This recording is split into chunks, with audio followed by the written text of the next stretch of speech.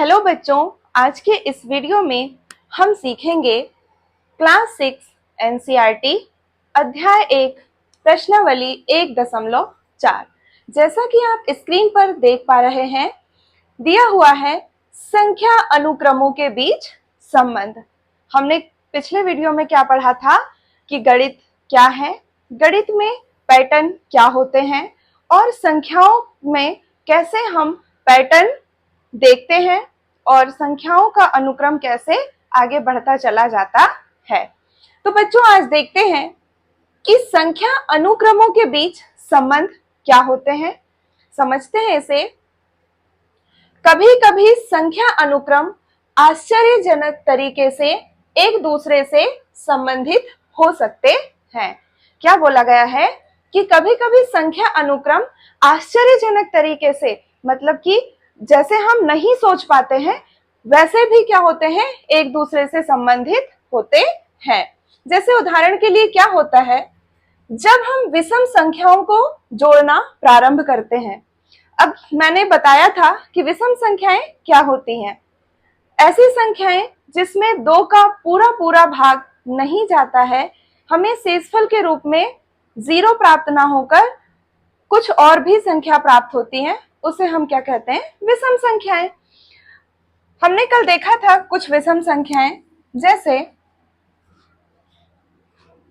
1, 3, 5, 7, 9 और ये आगे और भी क्या है, विषम संख्याएं बढ़ती जा रही हैं। जैसे 1 में हमने 2 को जोड़ा तो हमें अगली विषम संख्या प्राप्त हुई। इसी प्रकार जब हमने 3 में 2 को जोड़ा तो हमें अगली विषम संख्या प्राप्त हुई। इसके बाद जब हमने 5 में फिर से 2 को जोड़ा तो हमें और आगे वाली विषम संख्या 7 प्राप्त हुई। इसी प्रकार जब हम क्या करते हैं, पिछली वाली संख्या में या पिछली वाली विषम संख्या में +2 जोड़ते जाते हैं तो हमें क्या होती है, आगे वाली विषम संख्या प्राप्त होती है। तो जैसे कि यहाँ पर दिया गया है उदाहरण के तौर पर कि क्या होता है जब विषम संख्याओं को जोड़ना हम प्रारंभ करते हैं। जैसे यहाँ पर एक में हमने 0 को जोड़ा तो हमारा आंसर क्या आया या उत्तर क्या आया, 1। एक ऐसी संख्या है जिसमें आप 0 को जोड़ दो या घटा दो, हमें क्या प्राप्त होगा, हमेशा 1 ही प्राप्त होगा। उसी प्रकार अगली विषम संख्या हमारी क्या है,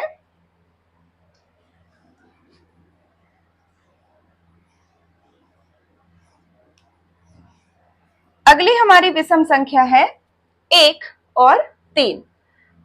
1 और 3 को जब हम जोड़कर देखेंगे तो हमारे पास क्या प्राप्त होगा, 4। इसके बाद आगे जब हम 1 में 3 को जोड़ेंगे, 3 में 5 को जोड़ेंगे तो हमारे पास क्या प्राप्त होगा, 9। 9 भी एक क्या है, विषम संख्या है और ये क्या है, 3 का वर्ग है। जैसे कि 1 में हमने 3 को जोड़ा और हमें 4 प्राप्त हुआ तो 4 क्या है, एक सम संख्या है, पर ये किसका वर्ग है, 2 का वर्ग है। किसका वर्ग है, 2 का वर्ग है।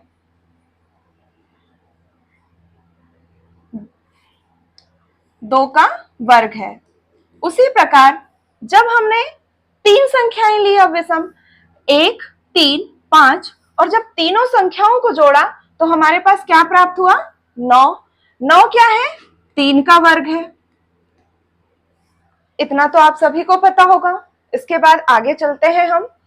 जब हमने आगे और 4 विषम संख्याओं को लिया, 1, 3, 5, 7 और जब हम इन चारों विषम संख्याओं को जोड़े तो हमें क्या प्राप्त हुआ, 16, जो काय का वर्ग है, 4 का वर्ग है। इसके बाद जब हमने लगातार 5 विषम संख्याओं को जोड़ा तो हमारे पास क्या प्राप्त हुआ, 25, जो 5 का वर्ग है।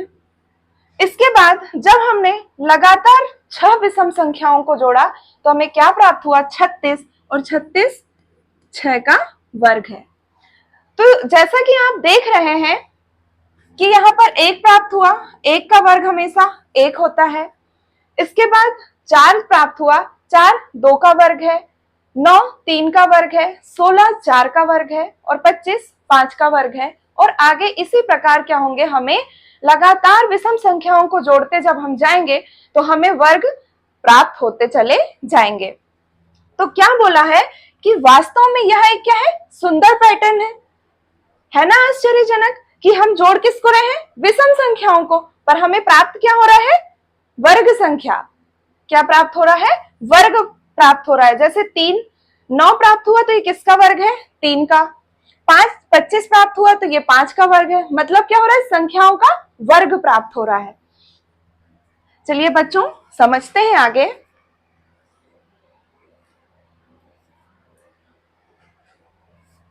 ऐसा क्यों होता है, क्या आपको यह लगता है कि सदैव ऐसा ही होता रहेगा? इसका उत्तर है कि यह पैटर्न सदैव चलता ही रहेगा। मतलब जैसे आप विषम संख्याओं को जोड़ते जाएंगे तो किसी ना किसी संख्या का क्या होगी, वो संख्या जो हमें प्राप्त होगी वह क्या होगी, एक वर्ग होगी। जैसा कि आपने देख ही लिया, हमने क्या बताया, जोड़कर विषम संख्याओं को जोड़कर बताया, तो यहाँ पर क्या हो रही है, संख्याओं का वर्ग प्राप्त हो रहा है। आगे चलते हैं। ऐसा पैटर्न होने का कारण उतना ही महत्वपूर्ण और रोमांचक है जितना कि वह पैटर्न स्वयं है। आप भी आश्चर्यचकित हुए होंगे ना कि हम जोड़ किसको रहे, विषम संख्याओं को, और हमें प्राप्त क्या हो रहा है, संख्याओं का वर्ग प्राप्त हो रहा है। एक चित्र से इसे हम क्या कर सकते हैं, स्पष्ट कर सकते हैं।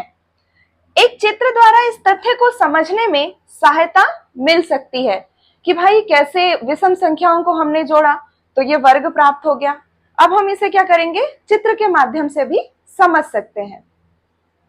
स्मरण कीजिए कि वर्ग संख्याएं एक वर्ग ग्रिड में बिंदुओं की गिनती करके बनाई जाती है।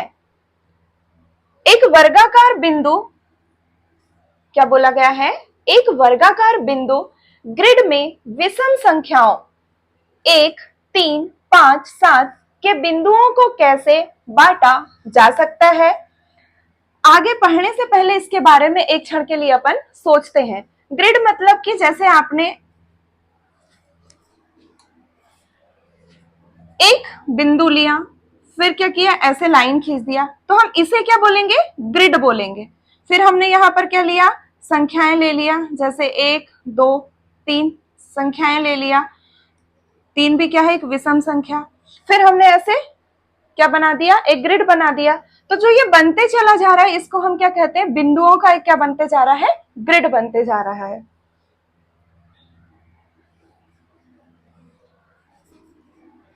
चलिए बच्चों देखते हैं आगे। नीचे दिए गए पैटर्न में दिखाया गया है कि यह कैसे किया जा सकता है।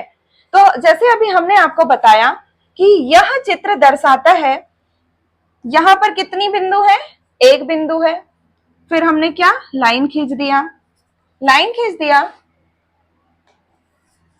उसके बाद हमने 3 बिंदु, 3 के बाद में फिर हमने एक ग्रिड बना दिया।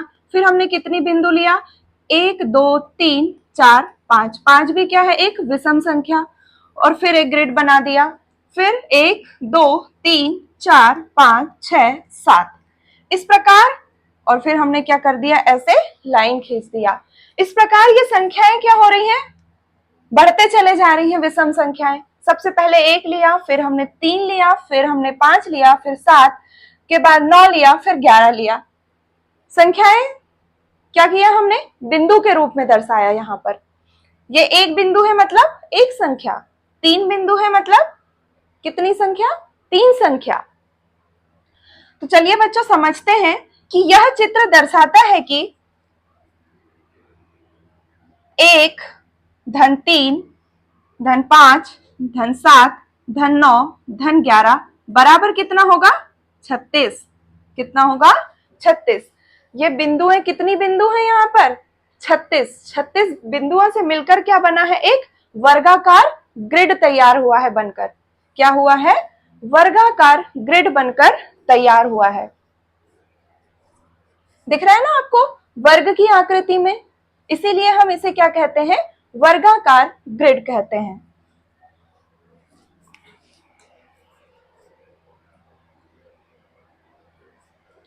क्योंकि इस प्रकार का चित्र किसी भी माप के वर्ग के लिए बनाया जा सकता है। जैसे 36 है, 36 के आगे फिर हमने 11 के आगे और संख्याओं को क्या करेंगे, विषम संख्याओं को जोड़ेंगे, और जब उस संख्याओं को जोड़ने के बाद में जब हम एक क्या बनाएंगे, ऐसे चित्र बनाएंगे, तो भी वो किस आकृति में दिखाई देगा, हमें एक वर्ग की आकृति में दिखाई देगा।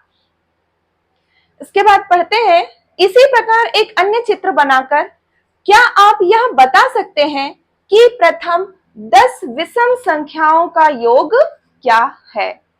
क्या बोला गया है प्रश्न में कि इसी प्रकार एक और आप चित्र बनाइए और आप क्या बता सकते हैं कि प्रथम 10 विषम संख्याओं का योग क्या है। अब सबसे पहले यहाँ पर क्या बोला, प्रथम 10 विषम संख्याएं, तो हम क्या करेंगे, सबसे पहले तो हम 10 विषम संख्याएं लिखने बैठ जाएंगे। जैसे यहाँ पर एक विषम संख्या 1 है,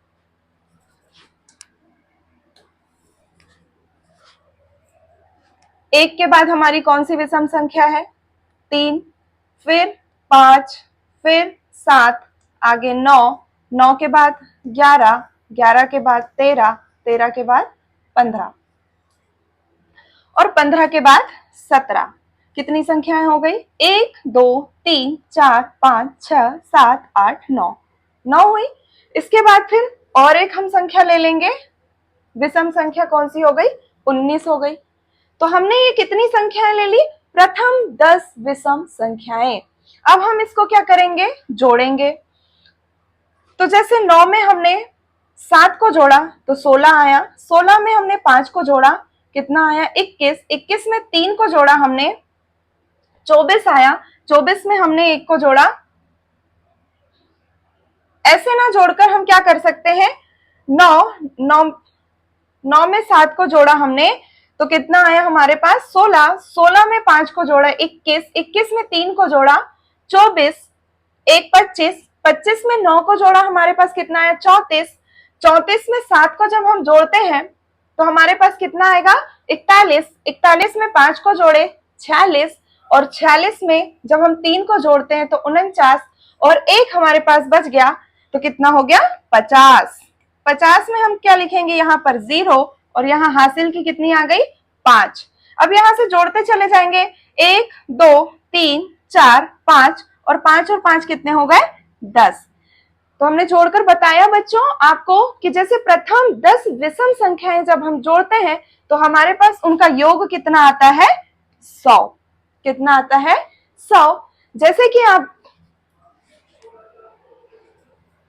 देख रहे हैं कि प्रथम 10 विषम संख्याओं का योग 100 आता है, उसी प्रकार यहाँ चित्र के माध्यम से बताया गया है कि प्रथम 10 विषम संख्याओं का योग कितना है, 100। और यहाँ पर ग्रिड के माध्यम से क्या किया गया है, चित्र के द्वारा दर्शाया गया है। जैसे यहाँ पर एक बिंदु हो गया, फिर 3 बिंदु हो गए, फिर ये 5 हो गए, फिर 7, फिर 9। तो ये विषम संख्याएं कहां तक चलते आ रही हैं, यहां तक, और इनका सबका योग कितना है, टोटल 100। अब अगर हमें इतना लंबा नहीं करना है जितना हमने किया कि एक एक संख्याओं को हमने क्या किया, लिखा पहले, अब हमें अगर इतना लंबा नहीं जाना है तो हम एक बात याद रखेंगे, क्या होता है इसमें, प्रथम n विषम संख्याओं का योग कितना होता है, n स्क्वायर। जैसे हम यहां लिखकर बता देते हैं आपको, प्रथम n विषम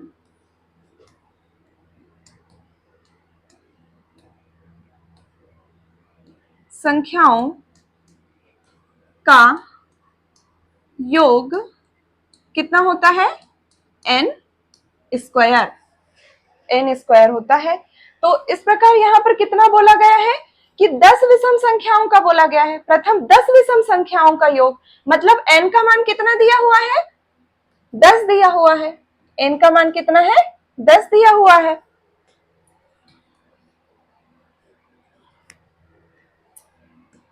तो हम क्या करेंगे, 10 का स्क्वायर कर देंगे तो हमारे पास क्या आ जाएगा, 10 गुणा 10 बराबर 100। ऐसे भी हम क्या कर सकते हैं, डायरेक्ट आंसर निकाल सकते हैं या डायरेक्ट हल कर सकते हैं। इतना समझ में आया बच्चों आपको? या तो आप ऐसे एक एक करके संख्याएं जोड़ लें या फिर इसको याद रख लें कि प्रथम n विषम संख्याओं का योग कितना होता है, n स्क्वायर। n का मान जितना रहेगा उसका क्या कर देंगे, स्क्वायर कर देंगे तो हमें क्या हो जाएगा, विषम संख्याओं का योग प्राप्त हो जाएगा। आगे समझते हैं, आगे क्या बोला गया है। ऐसे चित्र की कल्पना कीजिए और आवश्यकता अनुसार छोटे आकार में बनाकर इसे क्या करना है, समझाना है। तो जैसे हमने यहाँ पर, अब हमारे पास कितनी संख्याएं हैं, 100 है प्रथम, 10 विषम संख्याओं का योग। तो ये चलते जाएगा जैसे अभी हमने ऊपर आपको बताया था, 1 3 5 7, फिर ये यहाँ से ऐसे चले जाएगा, फिर ये ऐसे बनते चले जाएंगे। क्या बनते चले जाएंगे, ग्रिड बनते चले जाएंगे। तो ये कहां तक बन जाएंगे, 100 तक। ठीक है बच्चों, इस प्रकार हमने क्या किया, एक चित्र के माध्यम से भी समझ लिया। आगे बढ़ते हैं, क्या बोला गया है, अनुक्रमों के मध्य ऐसे संबंध का एक अन्य उदाहरण। क्या बोला गया है कि अनुक्रमों के मध्य ऐसे संबंधों का एक अन्य उदाहरण, ऊपर और नीचे जोड़ना। जैसे कोई संख्या है उसमें हमें क्या करना है, ऊपर भी संख्याओं को जोड़ना है और नीचे भी संख्याओं को जोड़ना है। जैसे यहाँ पर एक हमने क्या लिया, संख्या एक, एक में जब हम जैसे यहाँ संख्या एक लिए, एक से पहले 0 को जोड़े और बाद में भी 0 को जोड़े तो हमारे पास क्या प्राप्त होगा, एक ही प्राप्त होगा। इसके बाद आगे चलते हैं, फिर हमने संख्या क्या लिए, 2, 2 के पहले कितनी संख्या है, 1, इसलिए हम क्या जोड़ेंगे, 1, और बाद में चूंकि पहले हमने एक संख्या ही जोड़ा है इसलिए हम क्या करेंगे, बाद में भी एक ही संख्या जोड़ेंगे, तो प्लस क्या कर देंगे, 1। तो हमारा उत्तर क्या आया, 1 में जब 2 को जोड़ेंगे तो 3 और 3 में 1 को जोड़ेंगे तो 4। जैसे हमने 1 में 2 को जोड़ा और 2 में 1 को जोड़ा तो हमारे पास क्या प्राप्त हुआ, 4। उसी प्रकार हमने संख्या कौन सी ली, 3। संख्या क्या ले ली, 3। अब 3 के पहले कितनी संख्या है, 2 संख्या, 2 और 1, तो हम क्या जोड़ेंगे, इधर 2 प्लस यहाँ 1 जोड़ेंगे। अब हमने इधर पहले क्या किया है, 2 संख्याएं जोड़ा है तो आगे भी हम क्या करेंगे, 2 संख्याएं ही जोड़ेंगे। तो 3 के बाद हम क्या करेंगे, 2 को जोड़ेंगे और फिर हम क्या करेंगे, 1 को जोड़ेंगे। उसके बाद हम क्या कर देंगे, सबको जोड़ देंगे, जितनी भी संख्याएं हैं उनको क्या करेंगे, जोड़ेंगे। तो 1 में 2 को जोड़ा 3, 3 में जब हमने 3 को जोड़ा तो 6, 6 में 2 को जोड़ा 8 और 8 में 1 को जोड़ा 9। ठीक है बच्चों, समझ में आ रहा है? जैसे कि यहाँ पर 9 आया, उसी प्रकार आगे हम संख्याओं को लेते जाएंगे और आगे की संख्याएं और पीछे की संख्याएं जोड़ते जाएंगे।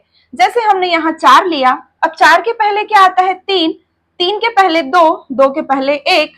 इसी प्रकार 4 के बाद 3 लेंगे, 3 के बाद 2 लेंगे और 2 के बाद क्या लेंगे, 1 लेंगे। और फिर हम सारी संख्याओं को जब जोड़ेंगे तो सारी संख्याओं का जोड़ हमारे पास क्या आएगा, 16 आएगा। इसी प्रकार हम क्या करेंगे, 5 संख्या लेंगे और 5 के पहले पूरी संख्याएं और 5 के बाद हमने जितनी इधर 4 संख्याएं ली हैं उतनी ही 4 संख्याएं हम क्या करेंगे, आगे भी जोड़ देंगे। और जब सभी संख्याओं को क्या करेंगे, एक साथ जोड़ेंगे तो हमारे पास 25 प्राप्त होगा। इसी प्रकार 6 संख्याओं को जब हम जोड़ेंगे तो क्या प्राप्त होगा, 36 प्राप्त होगा। ठीक है बच्चों,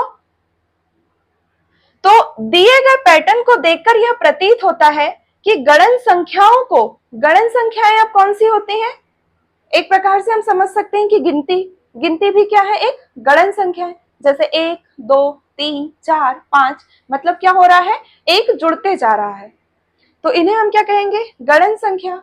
और गणन संख्या को और हम क्या कह सकते हैं, प्राकृत संख्याएं भी कहते हैं। क्या कहते हैं, प्राकृत संख्याएं भी कहते हैं।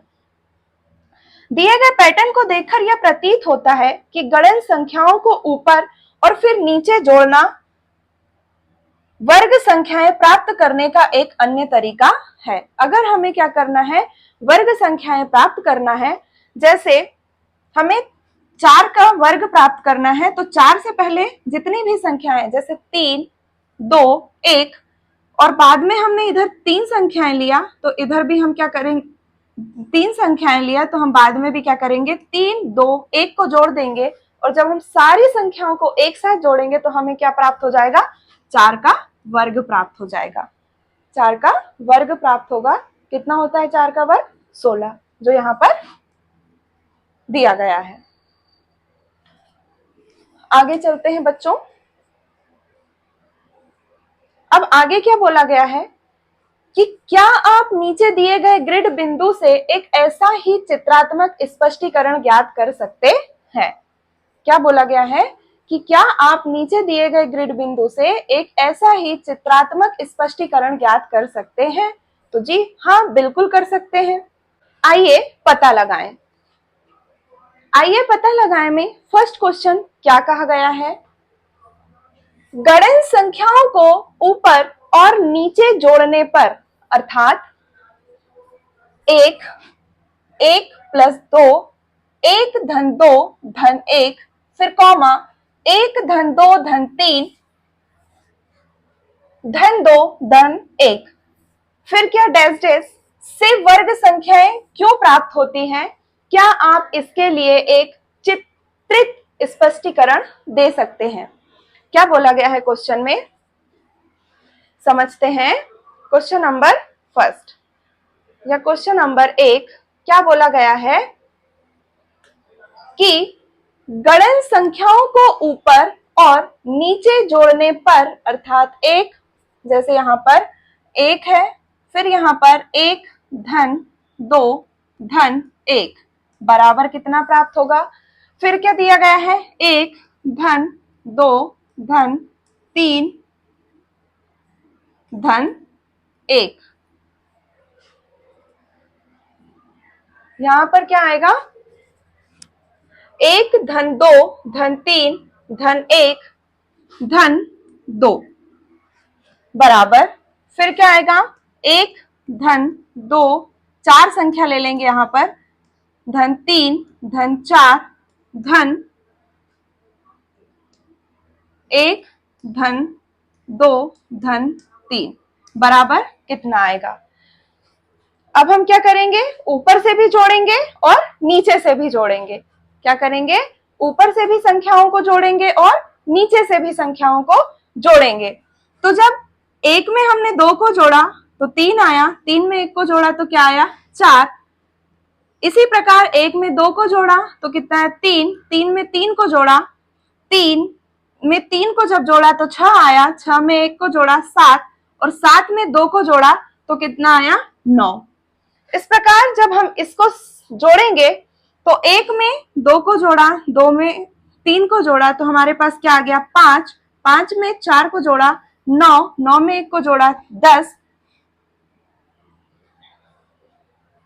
1 में जब हमने 2 को जोड़ा तो 3, 3 में जब हमने 3 को जोड़ा तो 6, 6 में जब हमने 4 को जोड़ा तो 10, 10 में 1 को जोड़ा 11, 11 में 2 को जोड़ा 13 और 13 में 3 को जोड़ा तो हमें क्या प्राप्त हुआ, 16।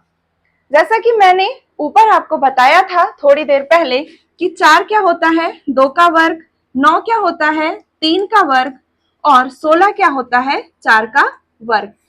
तो जब हम क्या कर रहे हैं, गणन संख्याओं या प्राकृत संख्याओं को ऊपर से और नीचे से जब जोड़ रहे हैं तो हमें क्या प्राप्त हो रहा है, संख्याओं का वर्ग प्राप्त हो रहा है। तो हम इसको कैसे कर सकते हैं, एक चित्रित स्पष्टीकरण या चित्रित रूप में हम कैसे बता सकते हैं। तो चलिए बच्चों चित्रित रूप में देखते हैं इसको। सबसे पहले यहां कितना, एक बिंदु है, कितना बिंदु है, एक बिंदु है, ये हमारा एक का चित्रित रूप हो गया। फिर जब हमने दूसरा 1, 2 धन 1 को जोड़ा तो हमारे पास क्या प्राप्त हुआ? 4। मतलब हम कितनी बिंदु लेंगे? 4 बिंदु। तो हमने बीच में, सबसे पहले हमारे बीच में जो संख्या रहती है, जैसे ये 2 है तो बीच में हमने 2 बिंदुओं को लिया, और इससे पहले हमने 1 को जोड़ा तो 1 बिंदु, और बाद में 1 जोड़ा तो बाद में 1 बिंदु। तो ये क्या हो रहा है? एक वर्ग जैसे आपको दिखाई दे रहा है? दे रहा है ना दिखाई? इस प्रकार हमें क्या प्राप्त होता है? वर्ग संख्या प्राप्त होती है, या संख्याओं का वर्ग प्राप्त होता है। इसी प्रकार अब बीच में क्या है? 3 है तो हमने 3 बिंदु लिया, उसके बाद 2 है तो हमने ऊपर भी 2 बिंदु, नीचे भी 2 बिंदु, इसके बाद 1 बिंदु है तो हमने यहाँ पर क्या किया? ऊपर भी 1 बिंदु और नीचे भी 1 बिंदु लिया। तो ये हमें किस आकृति में दिखाई दे रही है? वर्ग की आकृति में क्या हो रही है? दिखाई दे रही है। जस्ट इसी प्रकार ये भी हो जाएगा। बीच वाली संख्या 4 है तो हम क्या करेंगे? यहाँ पर 4 बिंदु ले लेंगे, फिर पीछे 3, ऊपर क्या ले लेंगे? 3, और नीचे भी क्या ले लेंगे? 3 बिंदु। उसके बाद क्या आता है? 2, तो ऊपर भी 2 बिंदु और नीचे भी हम क्या करेंगे? 2 बिंदु लेंगे। उसके बाद 1 बिंदु ऊपर और नीचे भी 1 बिंदु। जब हमने ऐसे क्या कराया, ऐसे क्या किया? बनाया बिंदुओं के माध्यम से, तो हमें चित्रित रूप में आकृति कैसे दिखाई दी? वर्ग के आकार की आकृति दिखाई दी। इसीलिए जब हम इन संख्याओं को जोड़ते हैं तो हमें क्या होती है? एक वर्ग संख्या प्राप्त होती है। ठीक है बच्चों, इतना आपको समझ में आया? इसके बाद अब हम आगे चलते हैं। जैसा कि हमने आपको जोड़कर बताया, इसी प्रकार ये क्या है? जोड़कर आपको बताया गया है। अब आते हैं हम दूसरे प्रश्न क्रमांक 2 या प्रश्न नंबर 2 पर। इसमें बोला गया है कि इस तस्वीर के बड़े संस्करण की कल्पना करके, क्या बोला गया है?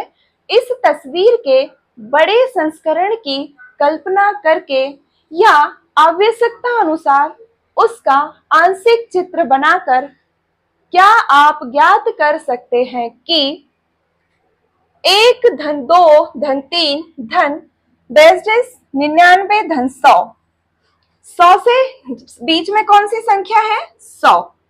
कौन सी संख्या है? 100 है। इसके आगे भी कितनी, ये हमने बीच में क्या लिया? 100 संख्या। 100 के पहले 99, 98, 97, ये पीछे पीछे कहां तक चलते रहेंगी? 1 तक। ऊपर हमने कितनी संख्याएं जोड़ दी? पूरी 1 तक संख्याएं। और फिर आगे हमने क्या किया? आगे भी फिर हमने 99 लिया, फिर यहाँ 98 लिया, फिर यहाँ धन 97 किया, और ऐसे ही यहाँ तक पीछे भी क्या किया?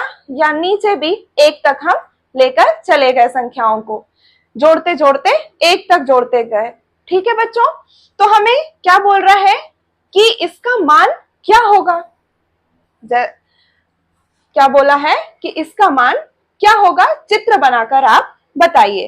तो जैसा कि मैंने आपको बताया था कि जब भी हमें क्या करना पड़े, विषम संख्याएं या किसी भी संख्याओं का क्या निकालना पड़े, इसका मान निकालना पड़े, तो हम क्या करेंगे? जैसे प्रथम n विषम संख्याओं पर, यहां तो क्या आ रही है? सम संख्याएं भी आ रही हैं। तो प्रथम n संख्याओं का मान क्या कर देंगे हम? मान कैसे निकालेंगे? 100 का वर्ग कर देंगे। क्या कर देंगे? 100 का वर्ग कर देंगे। तो जब 100 गुणा 100 करेंगे तो हमारे पास कितना आ जाएगा? 10,000। कितना आ जाएगा? 10,000। तो इसी प्रकार बताया गया है कि अतः इसका मान 100 का वर्ग बराबर 100 गुणा 100 बराबर 10,000 होगा। अब हम इसे चित्रित रूप में कैसे बता सकते हैं?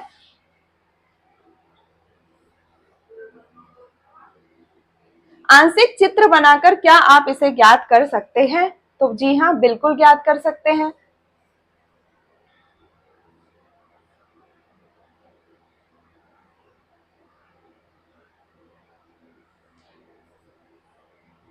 अब यहाँ पर क्या किया गया है कि आंशिक रूप से बताइए कि चित्र बनाकर बताना है। अब हमारा चित्र क्या हो जाएगा?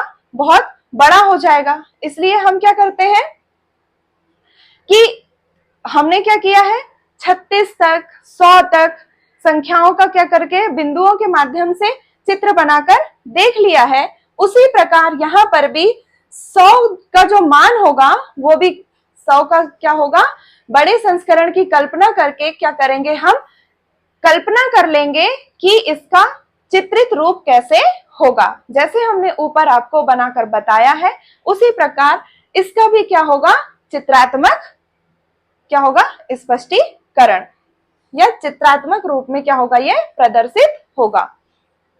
तो चलिए बच्चों अब देखते हैं प्रश्न नंबर 3। प्रश्न नंबर 3 क्या बोला गया है। प्रश्न नंबर 3 में बोला गया है कि जब आप सभी एक वाले अनुक्रम को ऊपर की ओर जोड़ना प्रारंभ करते हैं, हमारी संख्या क्या है, एक वाले अनुक्रम को क्या कर रहे हैं, हम ऊपर की ओर जोड़ना प्रारंभ कर रहे हैं, तब आपको कौन सा अनुक्रम प्राप्त होता है। और जब आप सभी एक वाले अनुक्रम को ऊपर और नीचे जोड़ते हैं तब कौन सा अनुक्रम प्राप्त होता है। जब आप ऊपर की ओर एक को क्या करते हैं, जोड़ते हैं, तब क्या प्राप्त होता है, और आप जब नीचे की ओर एक को जोड़ते हैं तब क्या प्राप्त होता है। तो चलिए बच्चों इसको हम हल करके देखते हैं। हमारे पास संख्या क्या दी हुई है, एक दी हुई है।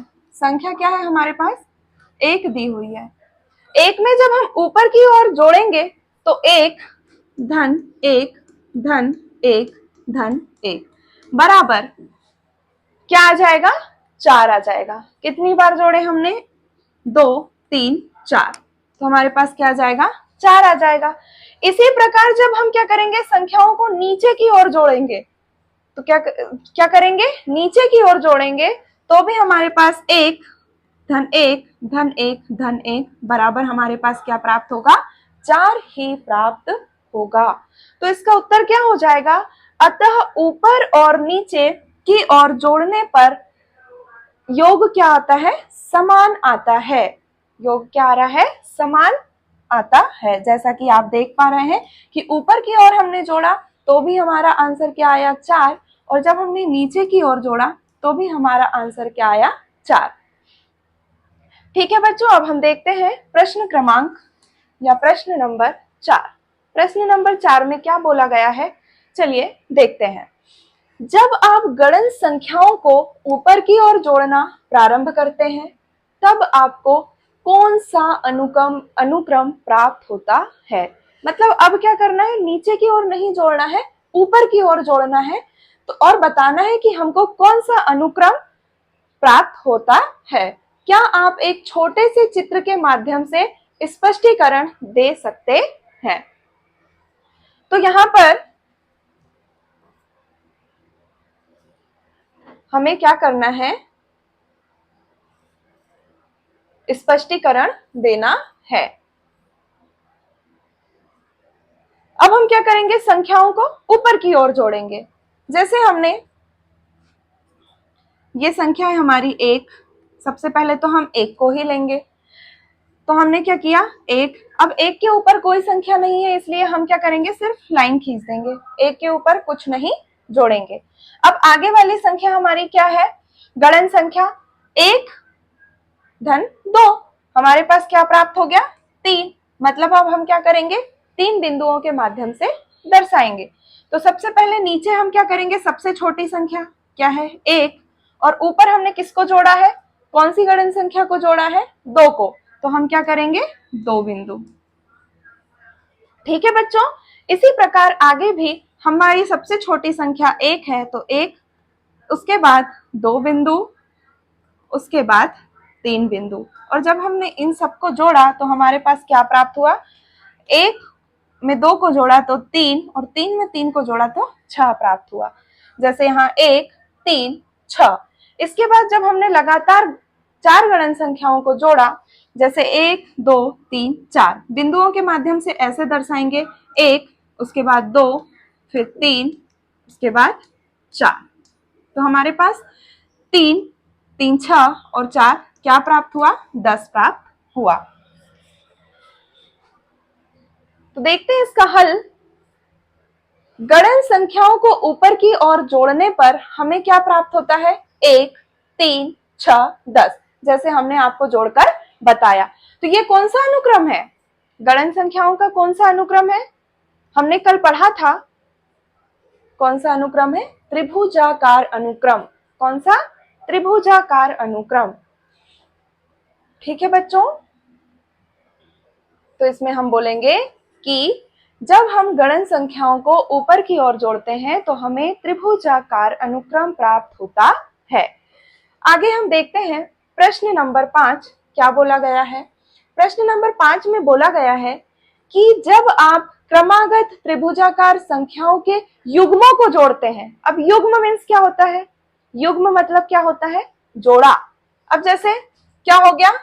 1 और 3 का क्या हो गया? जोड़ा हो गया। फिर 3 और 6 का क्या हो गया? जोड़ा। ये क्या है? एक युग्म है। युग्म मीन्स जोड़ा, मतलब एक के साथ एक, मतलब हमेशा क्या रहेंगी? दो संख्याएं रहेंगी, दो से कम संख्याएं नहीं रहेंगी। तब क्या होता है? उदाहरण के लिए यहाँ पर जैसे प्रश्न में दिया गया है कि 1 धन 3, 3 धन 6, 6 धन 10, 10 धन 15 को लीजिए, आप कौन सा अनुक्रम मिलता है?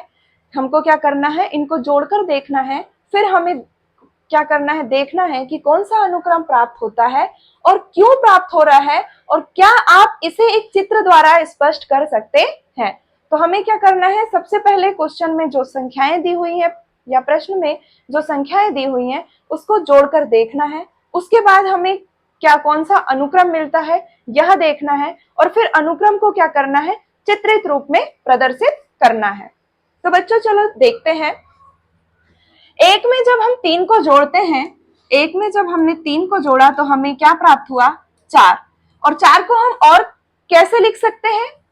2 गुणा 2, 2 गुणा 2 भी लिख सकते हैं ना। इसी प्रकार जैसे जब हमने 3 में 6 को जोड़ा तो हमें क्या प्राप्त हुआ? 9, और 9 को हम क्या लिख सकते हैं? 3 गुणा 3। जैसा कि आप स्क्रीन पर देख रहे हैं, यहाँ पर लिखा हुआ है 6 में 10 को जोड़ेंगे तो हमारे पास क्या प्राप्त होगा? 16, और 16 को हम और क्या लिख सकते हैं? 4 गुणा 4। इसके बाद अगली संख्या जैसे कि हमारे पास प्रश्न में दी हुई है, 10 में हम 15 को जोड़ेंगे तो हमारे पास क्या प्राप्त होगा? 25, और 25 को हम कैसे लिख सकते हैं बच्चों? 5 गुणा 5। कैसे लिख सकते हैं? 5 गुणा 5। उपरोक्त युग्म से हमें एक क्या हो रहा है? वर्ग संख्याओं का अनुक्रम प्राप्त हो रहा है। जैसे ये 9 प्राप्त हुआ तो 9 3 का वर्ग है, अगर 4 प्राप्त हुआ तो ये 2 का वर्ग है, 2 बार है मतलब 2 का वर्ग है। जैसे ये 4 2 बार है मतलब 4 का वर्ग है, और 5 2 बार है मतलब 5 का वर्ग है। तो हमें क्या प्राप्त हो रहा है? वर्ग संख्याओं का एक अनुक्रम प्राप्त हो रहा है। इसी प्रकार जब हम आगे बढ़ते चले जाएंगे और आगे संख्याओं को जोड़ते चले जाएंगे तो हमें वर्ग संख्याओं का और भी अनुक्रम प्राप्त होता चला जाएगा। अब हम इसे चित्रित रूप में कैसे दर्शा सकते हैं देखते हैं। जैसे यहाँ पर 1 है, प्रश्न में ही दिया हुआ है 1, तो हमने सबसे पहले क्या किया? एक बिंदु रख लिया। उसके बाद कौन सा युग्म है ये? 1 और 3 का, मतलब ऊपर अब हमें कितने बिंदु रखना है? 3 बिंदु। तो हमने ऊपर 3 बिंदु बना दिया। अब हमें यह आकृति, जैसे ये ऐसे है, अगर हम इस आकृति को ऐसे करेंगे और जब देखेंगे तो ये हमें कैसे दिखाई दे रही है? एक वर्ग के आकार में दिखाई दे रही है ना। तो जब हम क्या करेंगे? 1 और 3 को जोड़ेंगे तो क्या प्राप्त होगा हमें? 4, जो क्या होता है? 2 का वर्ग होता है। और जब हम इसे चित्रात्मक रूप या चित्रित रूप में प्रदर्शित करेंगे तो ये हमें कैसे दिखाई देगा? एक वर्ग की आकृति में दिखाई देगा। इसके बाद 3 में जब हम 6 को जोड़ेंगे तो क्या प्राप्त होगा हमारे पास? 10, और इसी प्रकार हम क्या करेंगे? 10 बिंदुओं को बनाते चले जाएंगे। जैसे यहाँ पर 3 बिंदु, सबसे छोटा क्या है? 3, तो हमने 3 नीचे, और ऊपर हमने कितनी? 6 बिंदु बनाया। कितनी बिंदु बनाया? 6। और जब हमने इसको क्या किया? चित्रात्मक रूप में देखा तो ये हमें किस आकृति में दिखाई दिया? एक वर्ग की आकृति में दिखाई दिया। इसी प्रकार हम क्या करेंगे, आगे भी ऐसे लिखते चले जाएंगे या अरेंज करते चले जाएंगे, और जब हम देखेंगे तो यह भी हमें किस रूप में दिखाई देगा, एक वर्ग की आकृति के रूप में दिखाई देगा। तो इस प्रकार बच्चों हमने प्रश्न नंबर 5 को अच्छे से समझ लिया। अब चलिए हम देखते हैं आगे प्रश्न नंबर 6 क्या बोल रहा है। जैसा कि प्रश्न नंबर 6 स्क्रीन पर आपको दिखाई दे रहा है, तो चलिए बच्चों अब हम पढ़ते हैं। जब आप 1 से प्रारंभ करते हुए 2 की घातों को जोड़ना प्रारंभ करते हैं, मतलब अब हमें क्या जोड़ना है, 2 की घातों को जोड़ना है। 2 की घातें मतलब 2 की घातें मतलब हमने आपको कल ही बताया था, 2 की घात 1, 2 की घात 2, 2 की घात 3, ये सब क्या कहलाती है, 2 की घातें। क्या कहलाती है, 2 की घातें कहलाती हैं। तो घातों को जोड़ना प्रारंभ करते हैं, तब क्या होता है, उदाहरण के लिए जैसे यहाँ पर दिया है 1 दिया है, फिर कॉमा 1 धन 2, फिर कॉमा 1 धन 2 धन 4, फिर कॉमा 1 धन 2 धन 4 धन 8। ये संख्याएं हमें क्या करना है, लेना है, और अब इनमें से प्रत्येक संख्या में क्या करना है, एक जोड़ देना है। क्वेश्चन में हमारे पास क्या दी हुई है, संख्याएं दी हुई हैं, उनको क्या करना है, हमें ये संख्याओं को लेना है, और जो संख्याएं जोड़ने के बाद आएंगी उनमें हमें क्या कर देना है, +1 कर देना है या धन 1 जोड़ देना है। फिर क्या होगा, आप कौन सी संख्याएं प्राप्त करते हैं, अब हम क्या करेंगे, 1 जोड़ने के बाद हमें कौन सी संख्या प्राप्त होगी, यह हमें देखना है, और ऐसा क्यों होता है यह भी हमें बताना है। तो चलिए बच्चों देखते हैं।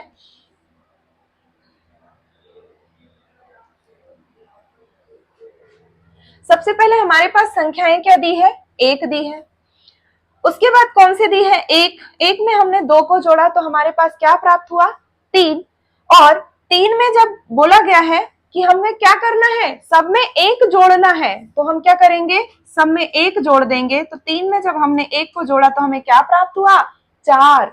इसके बाद 1 में 2 को जोड़ा, 2 में 4 को, सबको जोड़ा तो 7 आया, और 7 में हम प्रश्न के कहे अनुसार जब हम 1 को जोड़ेंगे तो हमारे पास क्या प्राप्त होगा, 7 में 1 को जोड़ा 8 प्राप्त होगा। इसी प्रकार ये सब जोड़ने पर, जैसे 1 2 4 8 को जोड़ने पर हमें क्या प्राप्त होता है, 15, और 15 में जब हम 1 को जोड़ेंगे तो यह क्या प्राप्त होगा, हमें 16। इसी प्रकार लगातार इन संख्याओं को जोड़ने पर, जैसे 1 2 4 8 16 को जोड़ने पर 31 आता है, और 31 में हम 1 को जोड़ेंगे तो हमारे पास क्या आ जाएगा, 32। क्या आएगा, 32। तो ये क्या दिखाई दे रहा है आपको, 4 8 16 32। अब 4 क्या है, 2 की घात 2, 8 क्या है, 2 की घात 3, 16 क्या है, 2 की घात 4, और 32 क्या है, 2 की घात 5। तो देखते हैं बच्चों कि ये हमें क्या प्राप्त हो रही है, 2 की घात प्राप्त हो रही है। पहले 2 की घात 2 प्राप्त हुई, फिर 3, फिर 4, फिर 5। इसी प्रकार जब हम संख्याओं को आगे बढ़ते चले जाएंगे और जोड़ते चले जाएंगे तो हमें 2 की घात 6, 2 की घात 7, 2 की घात 8 ऐसे प्राप्त होते चली जाएंगी। इस प्रकार अब उपरोक्त प्रत्येक संख्या में हमने 1 को जोड़कर देख लिया, और जैसे जोड़ने पर हमने बताया कि 2 की घात 1, 2 की घात 2, 2 की घात 3, 2 की घात 4। जब हम उपरोक्त संख्याओं में 1 जोड़ते हैं तो हमें क्या, 1 धन 1 बराबर 2, 1 धन 1 क्या होता है, 2, और जब 2 होता है तो 2 की घात कितनी होगी, 2 की घात 1, 2 की घात 1। इस प्रकार 2 की घात क्या होती है, बढ़ती चली जाती है। तो हमने प्रश्न क्रमांक 6 को समझ लिया। अब हम आगे बढ़ते हैं, प्रश्न क्रमांक 7 पर आते हैं। क्या बोला गया है 7 में कि जब आप त्रिभुजाकार संख्याओं को 6 से गुणा करते हैं, अब हमें क्या करना है, त्रिभुजाकार संख्याएं।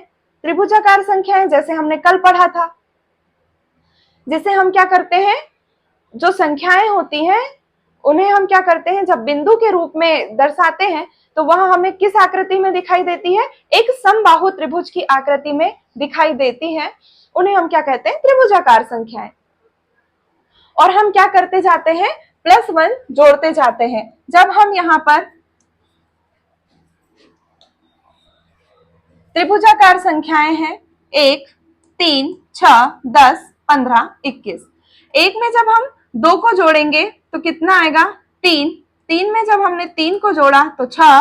6 में हम क्या करेंगे, 4 को जोड़ देंगे तो 10 आएगा। 10 में जब हम 5 को जोड़ेंगे तो 15 आएगा। और 15 में जब हम 6 को जोड़ेंगे तो 21 आएगा। इस प्रकार हम क्या करते हैं, संख्याओं को, जो हमारे पास संख्याएं हैं उनको हम क्या करते हैं, बढ़ते क्रम में जोड़ते चले जाते हैं।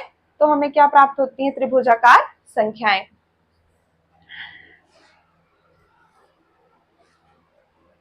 छह से गुणा करना है और फिर क्या करना है, हमें एक जोड़ना है। तो हमें देखना है कि क्या होता है, आपको कौन सा अनुक्रम मिलता है।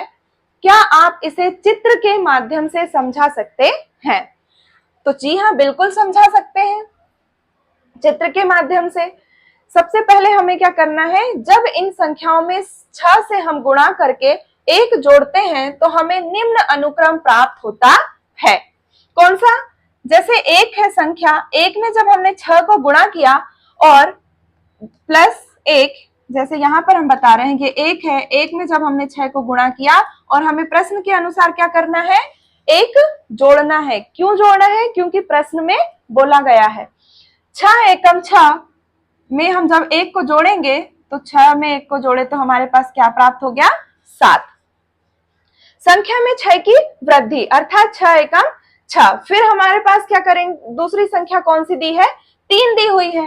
अब हम क्या करेंगे, 3 में 6 को गुणा करेंगे और 1 को जोड़ेंगे तो 3 6 18। 18 में 1 को जोड़ेंगे तो हमारे पास अगली संख्या क्या प्राप्त हो जाएगी, 19।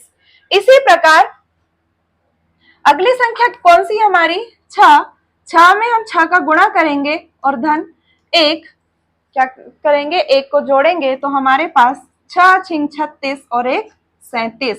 आगे कौन सी संख्या प्राप्त हो गई, 37। इसी प्रकार अगली संख्या हमारे पास 10 दी हुई है। 10 में हम 6 का गुणा करेंगे और धन 1 करेंगे तो 10 6 60 और 1 61। हमारे पास कौन सी संख्या प्राप्त हो जाएगी, 61। इसी प्रकार अगली संख्या हमारे पास 15 दी हुई है और जब हम 15 में 6 का गुणा करेंगे तो 15 छक्का 90 और 90 में जब हम 1 को जोड़ेंगे तो हमारे पास संख्या कौन सी प्राप्त होगी, 91। अर्थात यहाँ क्या बोला गया है कि हम यहाँ संख्या अनुक्रम 7 19 37 61 91 प्राप्त करते हैं। अर्थात हमें षटभुजाकार कौन सा अनुक्रम प्राप्त होता है, षटभुजाकार अनुक्रम प्राप्त होता है। षटभुजाकार मतलब जिसकी 6 भुजाएं हो, जिसकी 6 भुजाएं हो उसको हम षटभुजाकार बोलते हैं। जैसे कि यहाँ पर हमने 1 2 3 4 5 6 दिख रही है, 6 भुजाएं दिख रही है ना, इसलिए ही हम षटभुजाकार संख्याओं में क्या करते हैं, 6 से गुणा करते हैं। इसी प्रकार आगे 19 में को भी हमने क्या किया, 3 फिर 4 5 5 के बाद फिर 4 4 के बाद फिर से 3। इस क्रम में जब हमने जमाया तो हमें कौन सी आकृति या चित्रात्मक रूप से हमें कैसी आकृति दिखाई दी, षटभुजाकार आकृति दिखाई दी। इसके आगे जैसे हमने 37 को लिया और हमने बिंदुओं को क्या किया, 37 बिंदुओं को जमाया तो हमें कौन सी आकृति प्राप्त हुई, एक षटभुजाकार आकृति के रूप में दिखाई दी।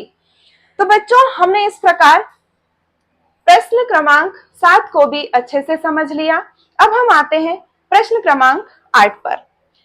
तो देखते हैं कि प्रश्न क्रमांक 8 में क्या बोला गया है। जब आप षटभुजाकार संख्याओं को जोड़ना प्रारंभ करते हैं, अब यहाँ कौन सी संख्याओं की बात की गई है, षटभुजाकार संख्याओं की बात की गई है, तब क्या होता है।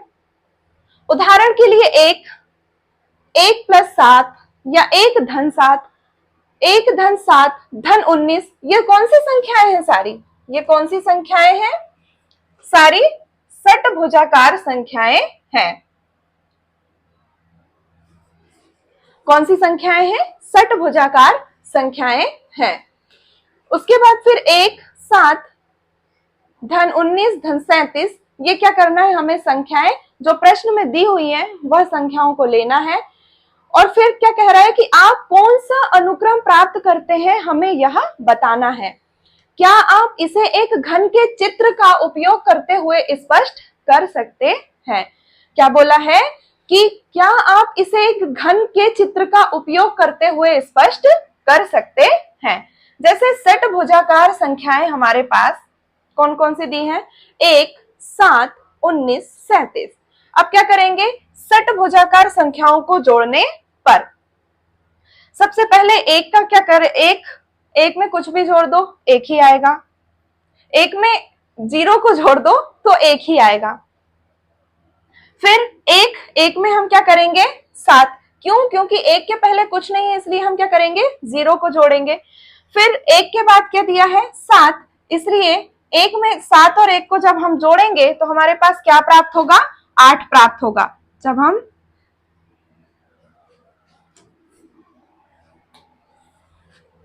एक में 7 को जोड़ेंगे तो हमारे पास क्या प्राप्त होगा? 8। और 8 को हम कैसे लिख सकते हैं? 2 गुणा 2 गुणा 2।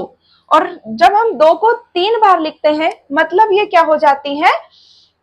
3 2 की घात हो जाती है। और कितने बार लिखा है? 3 बार, इसलिए हम 2 के ऊपर क्या लगा देंगे? 3। फिर आगे संख्याओं को जोड़ेंगे। 1, 7, 19, सबको जोड़ने पर हमें क्या प्राप्त हुआ? 27। और 27 को हम क्या लिख सकते हैं? 3 गुणा 3 गुणा 3, या फिर इसको हम 3 की घात 3 भी लिख सकते हैं। आगे इसी प्रकार जब हम 1, 7, 19, 37 इतनी षटभुजाकार संख्याओं को जब हम जोड़ते हैं तो हमें क्या प्राप्त होता है? 64। और 64 को हम क्या लिख सकते हैं? 4 गुणा 4 गुणा 4 बराबर 4 की घात 3। क्या लिख सकते हैं? 4 की घात 3। तो इस प्रकार अब हमें यहाँ घन संख्याओं का एक क्या होता है? अनुक्रम प्राप्त होता है। जैसे आपने यहाँ पर षटभुजाकार आकृति दी हुई है, जब आप षटभुजाकार संख्याओं को जोड़ते हैं तो हमें क्या होता है? घात 3 प्राप्त होती है। घात क्या?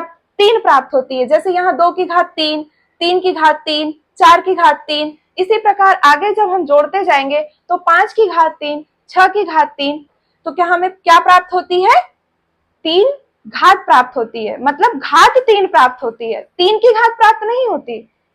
घात जैसे 2 की घात 3, 3 की घात 3, तो हमें घात के रूप में 3 प्राप्त होती है।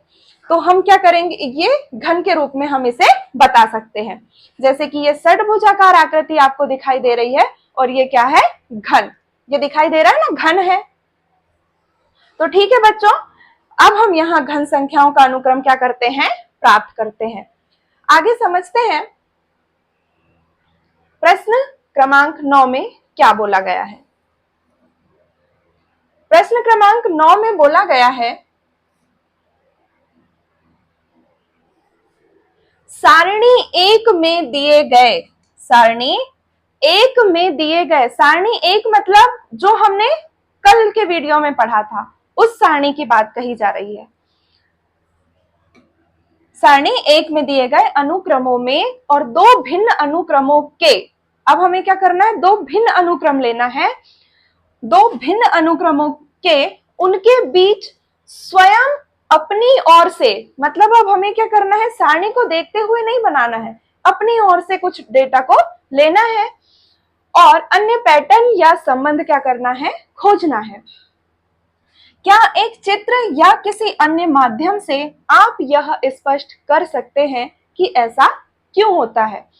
तो हम क्या करते हैं? देखते हैं कि ऐसा क्यों होता है और अपने द्वारा कुछ क्या करते हैं? अनुक्रम बनाकर देखते हैं। जैसे कि अब हम इसको हल करेंगे तो सबसे पहले हम क्या करते हैं? 3 के क्रमिक गुणज देख लेते हैं। क्या करते हैं? 3 के क्रमिक गुणज देख लेते हैं। तो सबसे पहले क्या है?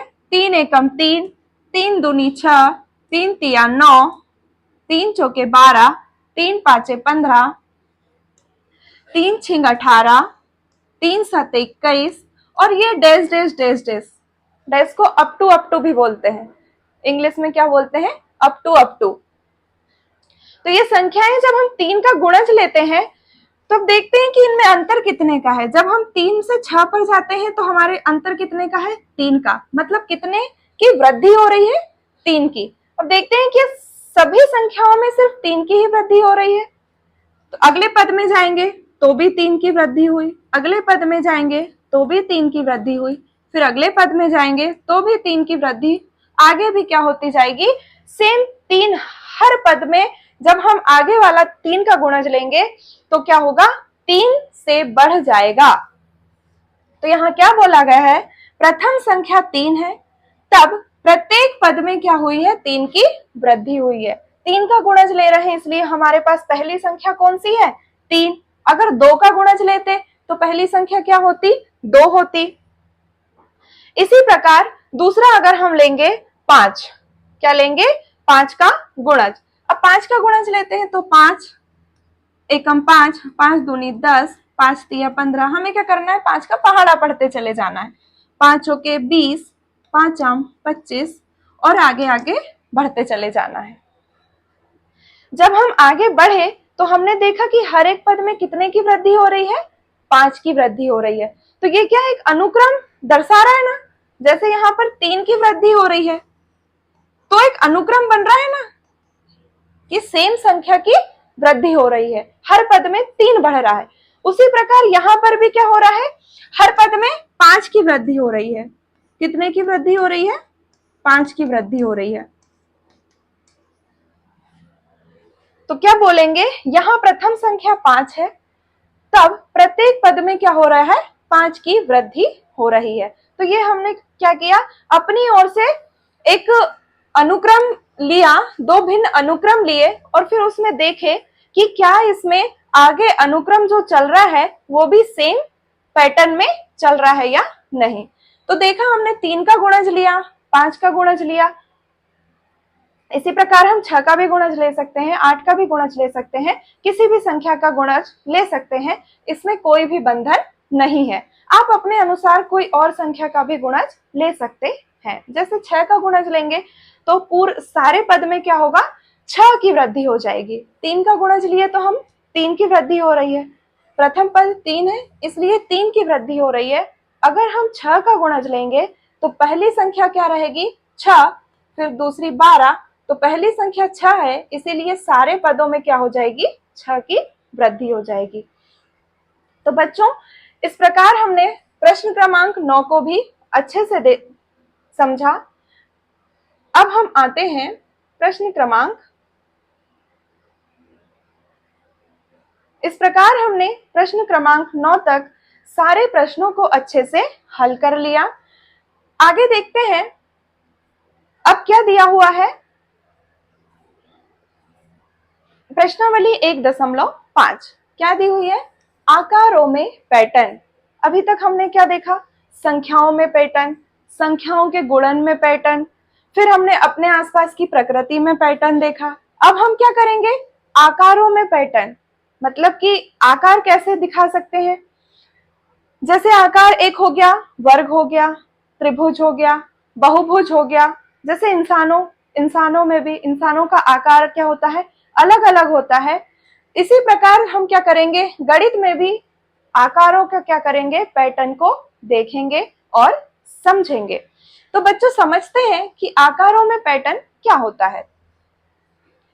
गणित में पाए जाने वाले अन्य महत्वपूर्ण और बुनियादी पैटर्न आकारों के पैटर्न हैं। ये आकार 1, 2 या 3 विमाओं मतलब विमाओं को इंग्लिश में डायमेंशन भी बोलते हैं, 1D, 2D, 3D में या यहाँ तक कि इनसे अधिक विमाओं में हो सकते हैं। मतलब 1D, 2D, 3D इन क्या होगा, आकारों में क्या होगा, विमाओं में क्या आकार क्या होंगे, इनकी विमाओं में होंगे। जैसे 1D के कुछ होंगे, 2D के कुछ होंगे और 3D के कुछ होंगे, मतलब अलग अलग आकारों में रहते हैं। इसके बाद गणित की वह शाखा जिसमें आकारों में पैटर्न का अध्ययन किया जाता है, ज्यामिति कहलाती है। जैसे कि आपने त्रिभुज पढ़ा होगा, वर्ग पढ़ा होगा, फिर आपने बहुभुज पढ़े होंगे, पॉलीगन, हेक्सागन, वो सब क्या कहलाते हैं? ज्यामिति कहलाती है गणित में। आकार अनुक्रम एक महत्वपूर्ण प्रकार के आकार का क्या है? पैटर्न है, जिसका गणितज्ञ अध्ययन करते हैं। सारणी 3 कुछ मुख्य प्रकार या मुख्य आकार अनुक्रमों को क्या करती है? दर्शाती है, जिनका गणित में अध्ययन किया जाता है। अब हम सारणी 3 को अच्छे से समझते हैं। जैसा कि सारणी 3 में दिखाया गया है आपको या बताया गया है, ये त्रिभुज है, ये चतुर्भुज है, ये पंचभुज है, ये षडभुज है, ये सप्तभुज है, ये अष्टभुज है, ये नवभुज है, ये दसभुज है। अब बहुभुज क्या होते हैं? चलिए बच्चों, अब हम समझते हैं कि बहुभुज किसे कहते हैं या बहुभुज को हम कैसे परिभाषित कर सकते हैं। तो भुजाओं की बंद आकृति, भुजाओं की बंद, यहां हम लिख देते हैं, कहां लिख दे, यहां लिख देते हैं।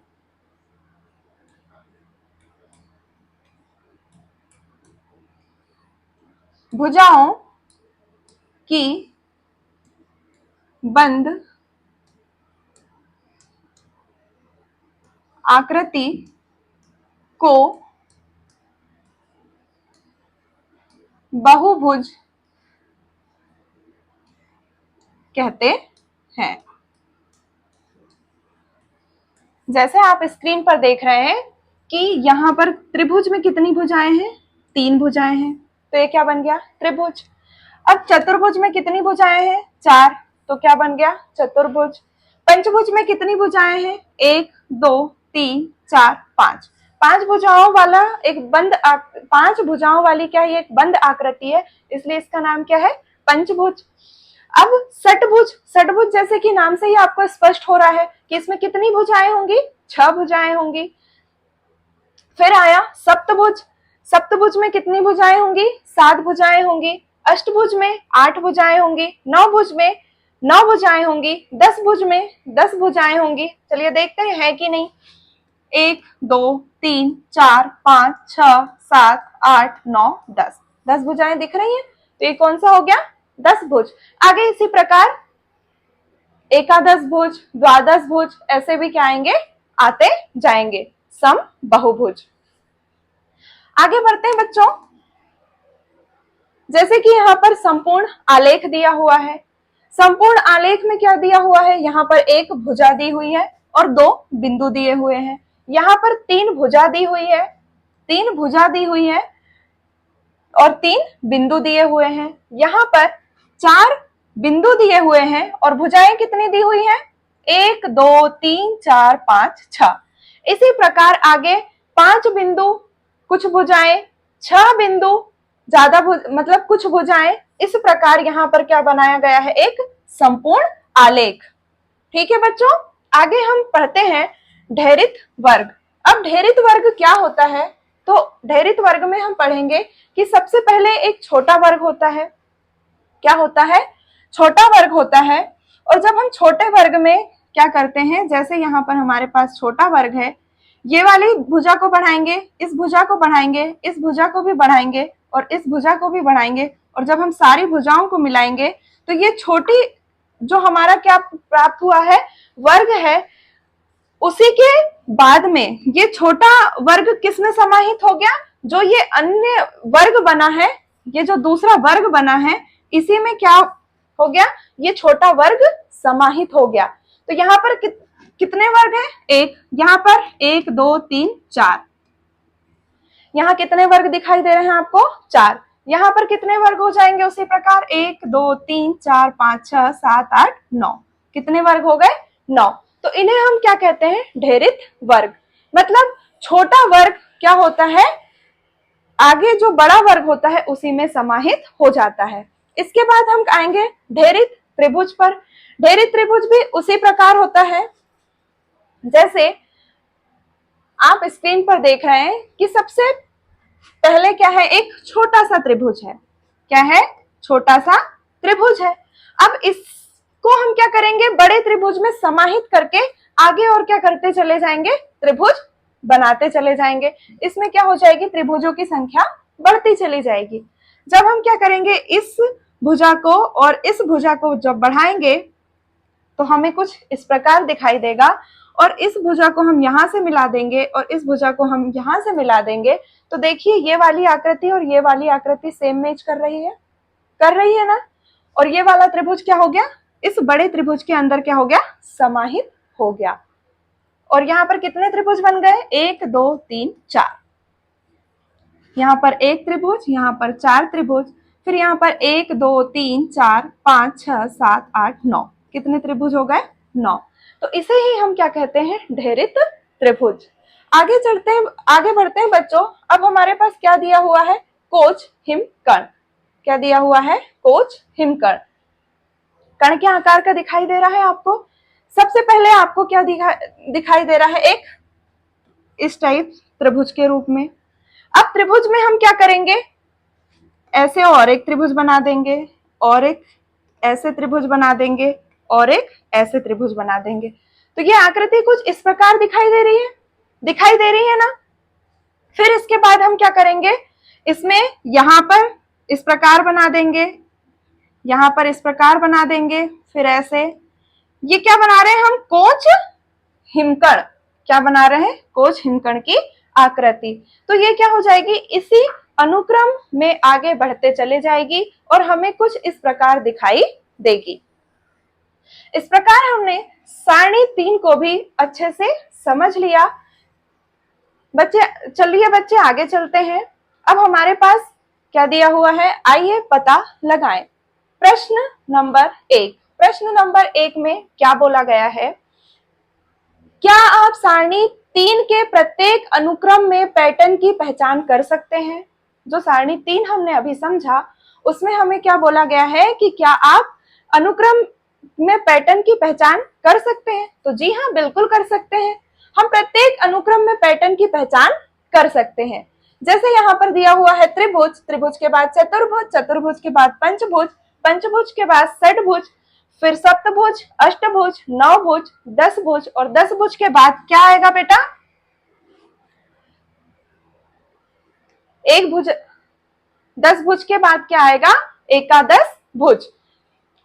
यहाँ प्रत्येक क्रमिक आकृति में एक भुजा की वृद्धि है, अतः यह 3 से क्या है, एक भुजा की वृद्धि है। त्रिभुज में 3 भुजाएं, चतुर्भुज में 4 भुजाएं, पंचभुज में 5 भुजाएं, षटभुज में 6 भुजाएं। तो क्या हो रही है, लगातार एक भुजा क्या हो रही है, बढ़ते चले जा रही है। तो इसी प्रकार 10 में हम क्या करेंगे, एक और भुजा को बढ़ा देंगे। इसका उत्तर आपको नीचे मिल जाएगा। जैसे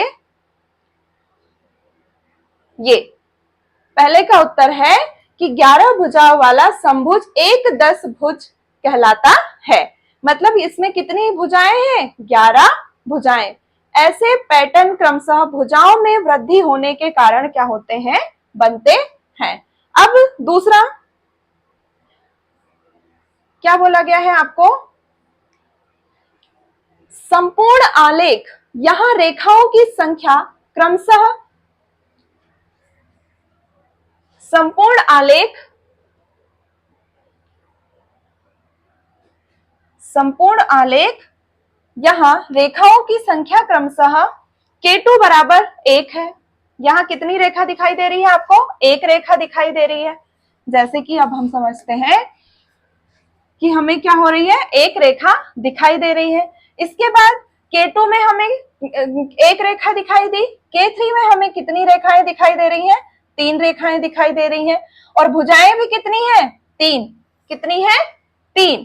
फिर K4 में हमें बिंदु कितने दिखाई दे रहे हैं, 4, और भुजाएं कितनी है, 1 2 3 4 5 और ये 6। कितनी भुजाएं हैं, 6। इसी प्रकार K5 में क्या है, बिंदुओं की संख्या 5 है और भुजाओं की संख्या 1 2 3 4 5, ये 6, ये 7, ये 8, ये 9 और ये 10। तो भुजाओं की संख्या कितनी है, 10।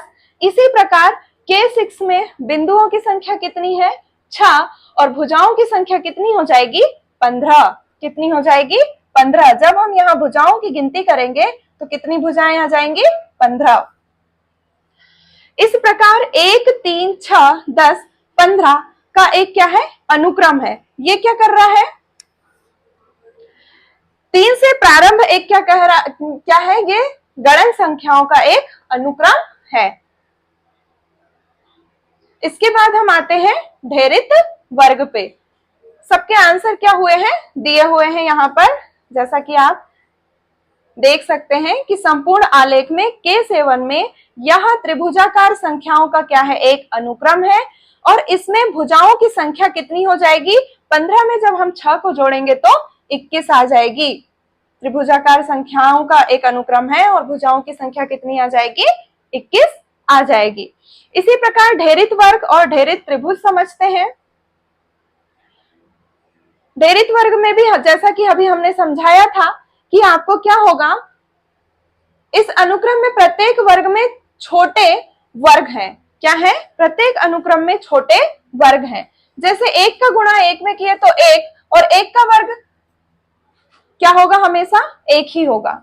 जैसे 4 है तो 4 को हम क्या लिख सकते हैं? 2 गुणा 2। 2 गुणा 2 लिख सकते हैं या 2 का वर्ग भी लिख सकते हैं। इसी प्रकार 9 को क्या लिख सकते हैं? 3 गुणा 3 बराबर 3 का वर्ग। इसी प्रकार 16 को क्या लिख सकते हैं? 4 गुणा 4 4 का वर्ग। और 25 को क्या लिख सकते हैं? 5 गुणा 5 बराबर 5 का वर्ग। और आगे क्या लिख सकते हैं? 6 गुणा 6 बराबर 6 का वर्ग। क्या लिख सकते हैं? 6 का वर्ग। यहाँ 1 से प्रारंभ होकर क्रमशः 1, 4, 9, 16, 25 छोटे वर्ग है। क्या है? छोटे वर्ग हैं। अतः यह वर्ग संख्याओं का क्या है? एक अनुक्रम है। वर्ग संख्याओं का अनुक्रम है। अब हम 36 को कैसे, 6 के वर्ग को हम चित्रात्मक रूप में कैसे दर्शाएंगे? जैसे यहाँ पर दिया हुआ है ढेरित वर्ग में। दिखा बच्चों आपको?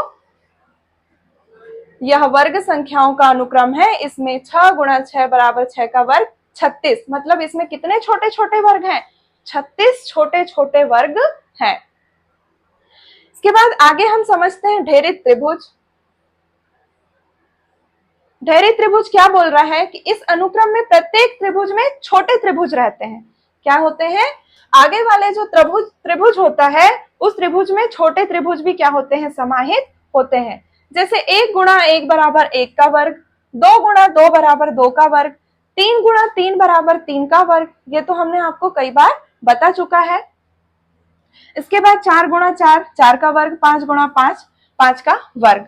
यहाँ 1 से प्रारंभ होकर क्रमशः 1, 4, 9, 16, 25 छोटे क्या होते हैं? त्रिभुज होते हैं। मतलब अब इसके बाद इसमें भी क्या होंगे? 6 गुणा 6 बराबर 6 का वर्ग। 6 का वर्ग काय का है? 36। 6 का वर्ग 36। मतलब कि क्या होंगे? ढेरित त्रिभुज जो आगे वाला त्रिभुज बनेगा उसमें 36 छोटे छोटे त्रिभुज समाहित होंगे और 36 छोटे छोटे त्रिभुजों से मिलकर हमें एक बड़े त्रिभुजाकार आकृति दिखाई देगी।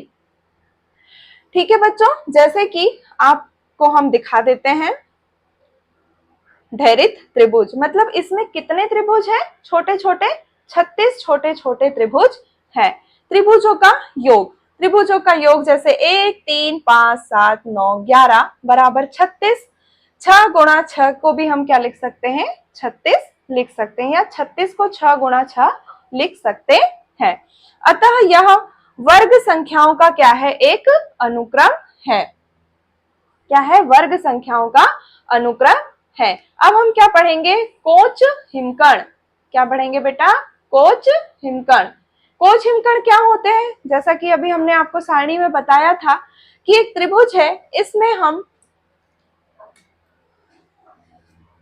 कोच हिमकण इस अनुक्रम की आगे की प्रत्येक आकृति की भुजाओं में उसके पूर्व की आकृति की भुजाओं की संख्या से क्या करते हैं? 4 गुना वृद्धि होती है। मतलब जो पिछली भुजा होती है उसमें पिछली भुजाओं की आकृति की जो भुजाएं होती है उसमें 4 गुना क्या कर होती है? वृद्धि होती है। अतः इस प्रकार इस अनुक्रम की आकृतियों में 3 से प्रारंभ होकर क्रमशः 3, फिर हम क्या करेंगे, 3 में क्या करेंगे, 4 का गुणा करेंगे तो अगली कोच हिमकण संख्या कितनी आ जाएगी, 12। फिर हम 12 में 4 का गुणा करेंगे तो कितनी आ जाएगी, 48, 12 चौके 48। उसके बाद जब हम 48 में 4 का गुणा करेंगे तो 4 आठे 32, 32 की 2 हासिल 3, 4 चौके 16, 16 में जब हम 3 को जोड़ेंगे तो हमारे पास क्या होगा, 19 प्राप्त होगा, 192। और जब हम 192 को 4 से गुणा करेंगे तो हमारे पास क्या प्राप्त होगा, 4 दूनी 8, 4 नाम 36, 36 6 हासिल 3, 4 एकम 4 और 4 में 3 को जोड़े तो हमारे पास 7 आ गया। इस प्रकार अगली संख्या कोच हिमकण संख्या हमारे पास कौन सी आएगी, 768। कौन सी संख्या आएगी, 768। तो इसी प्रकार हमें क्या करना है, आगे वाली कोच हिमकण संख्या को पता लगाना है।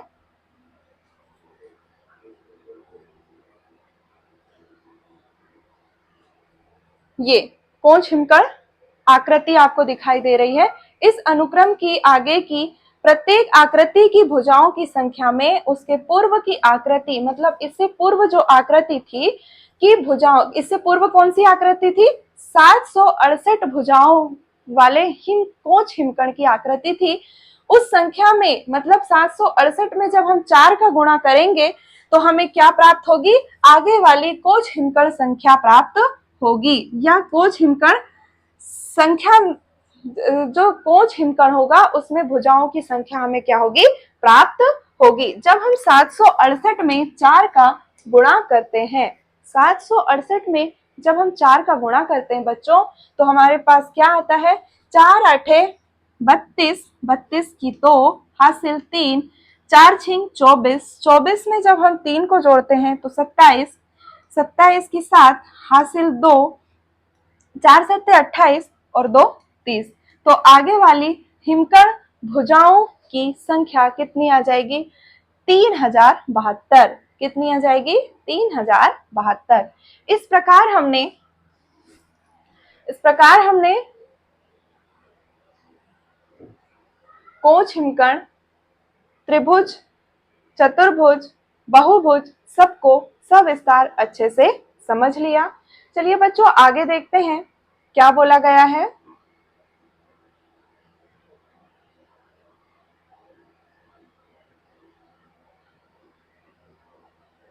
आगे बोला गया है, जैसे कि आप स्क्रीन पर देख पा रहे हैं, दिया हुआ है प्रश्नावली 1.6। अब हम किस पर आ गए, प्रश्नावली 1.6। इससे पहले हमने क्या पढ़े, आकृति या आकार में पैटर्न।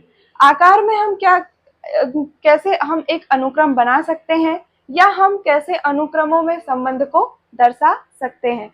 आकृतियां क्या होती हैं, कुछ आकृतियां 1 डायमेंशन या एक विमीय होती हैं, कुछ 2 विमाओं वाली होती हैं और कुछ 3 विमाओं वाली आकृतियां भी होती हैं। तो बच्चों समझते हैं कि संख्या अनुक्रमों में कैसे संबंध होता है या संख्या अनुक्रमों से कैसे संबंध को हम समझ सकते हैं। प्रायः आकार अनुक्रम आश्चर्यजनक तरीकों द्वारा संख्या अनुक्रमों से संबंधित होते हैं। ऐसे संबंध आकर अनुक्रम और संबंधित संख्या अनुक्रम दोनों के अध्ययन और समझने में क्या होते हैं, सहायक हो सकते हैं। जैसे एग्जाम्पल के तौर पर समबहुभुजों के आकार अनुक्रम में, समबहुभुज आकार अनुक्रम में भुजाओं की संख्याएं 3 से प्रारंभ करते हुए, अर्थात 3 भुजाओं वाली संख्या को हम त्रिभुज कहते हैं, 4 वाली को चतुर्भुज, 5 को पंचभुज, 6 को षटभुज, 7 को सप्तभुज, 8 को अष्टभुज, 9 को नवभुज, 10 को दसभुज और 11 को क्या बोलते हैं, एक दस भुज। क्या बोलते हैं, एक दस भुज। इस प्रकार शब्द सम यह इंगित करता है कि इन आकारों में भुजाओं की लंबाइयां क्या होती हैं, समान होती हैं। मतलब अगर एक भुजा समबहुभुज इसीलिए बोला जाता है कि अगर एक भुजा की माप 5 सेंटीमीटर है तो पूरी जितनी भी बहुभुज में भुजाएं दी रहेंगी उनकी सबकी माप कितनी होगी, 6 सेंटीमीटर ही होगी। इसीलिए इसे समभुज कहा जाता है। आगे चलते हैं बच्चों। क्या बोला गया है कि सारणी 3 के अन्य आकार अनुक्रम का भी संख्या अनुक्रम के साथ संबंध है। आइए क्या कहते हैं, पता लगाएं। सबसे पहला क्वेश्चन दिया हुआ है हमारे पास, समबाहुभुजों के प्रत्येक आकार अनुक्रम में, समबाहुभुजों के प्रत्येक आकार अनुक्रम में भुजाओं की संख्या ज्ञात कीजिए। हमें क्या करना है, अब भुजाओं की संख्या ज्ञात करना है। अभी तक हमने क्या बताए थे, आकार बताए थे संख्याओं के आधार पर। अब हम क्या बताएंगे, भुजाओं की संख्या बताएंगे। आपको कौन सी संख्या अनुक्रम प्राप्त होती है। समबाहुभुजों के प्रत्येक आकार अनुक्रम में आकृतियों के कोनों के विषय में आप क्या कहेंगे। अब हमें क्या करना है, कोनों के बारे में भी बताना है और भुजाओं की संख्या भी बताना है। क्या आपको वही संख्या अनुक्रम प्राप्त होता है? क्या आप स्पष्ट कर सकते हैं कि ऐसा क्यों होता है? तो चलिए बच्चों, प्रश्न नंबर 1 को हम समझते हैं या इसको हल करते हैं। सबसे पहले बोला गया है कि समबाहुभुज, सबसे पहले क्या बोला गया है कि समबाहुभुज